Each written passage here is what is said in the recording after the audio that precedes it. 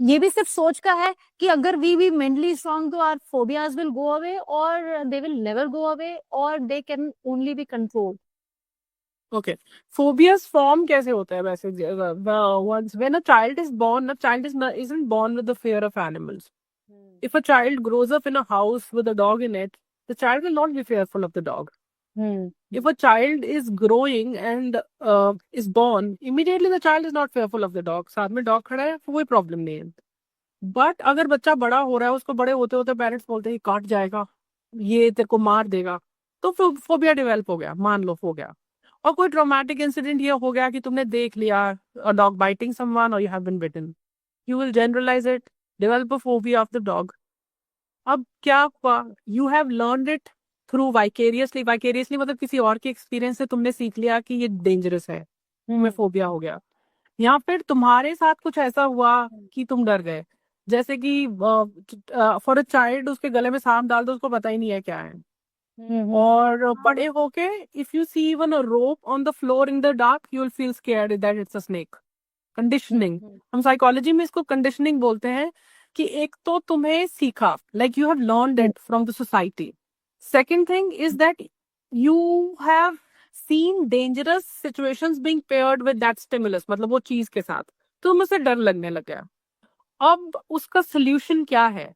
The solution is, for example, if you scared of an animal से a dog, एक बच्चे को दिखाओ पहले, उसको डॉग टाइप का कोई टॉय दिखाओ, उसको बोलो इसको हाथ लगा के देख, कुछ नहीं हुआ, कुछ नहीं हुआ. एंड फिर मेंटली उसको बोलो कि अगर तुम्हारे पास डॉग बैठा कुछ होगा, लाइक पेरेंट्स साथ में बैठा है, उसको बैठो, बोलो दूर बैठ जाओ उससे, देख उसको.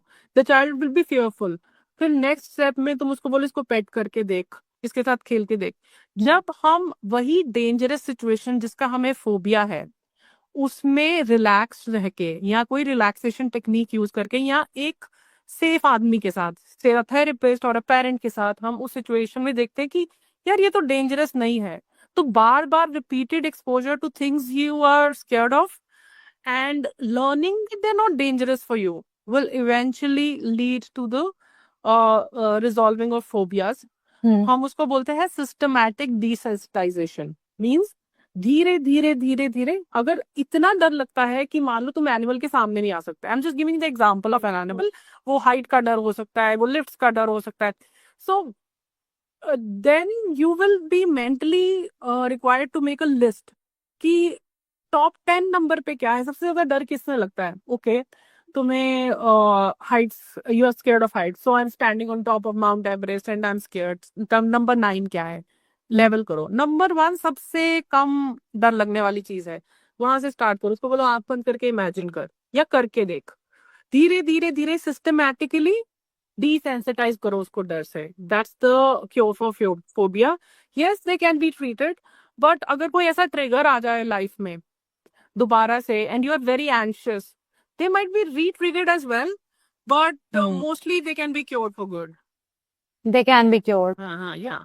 ओके ओके, बिकॉज कुछ लोग हैं ना, जैसे मतलब I know it in my personal circles also, once it is it's established by a psychologist, so then they take it and they kind of वो होता है ना कि they accept कि now this is our phobia, probably we can't overcome it and it cannot ever go away.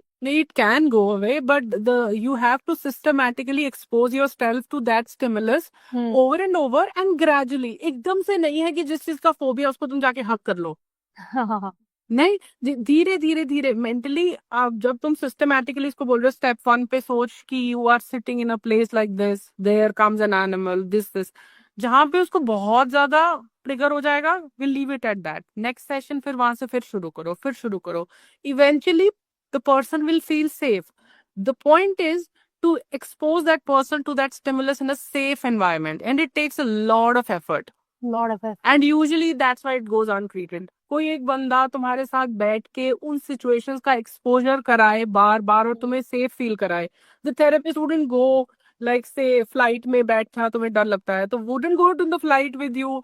या फिर कोई एक बंदा जो तुम्हें सेफ फील कराए या फिर तुम्हें काम फील कराए, वो सिचुएशन बन नहीं पाती है, तो that's why they left untreated. The best way is usually simulation के थ्रू, या फिर कि ऐसे आर्टिफिशियल एनवायरनमेंट्स क्रिएट करें हम, या फिर what I expect we can do is imagination से करें.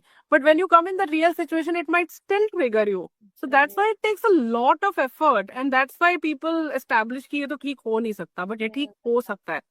Yeah, it's like training, like हम किसी muscle को train करते हैं. We want to probably do chin-ups, so we'll do a number of exercises to be, capable to do that. I think वैसे ही हम mind को भी train कर रहे हैं in a way. Yeah, it's okay to that.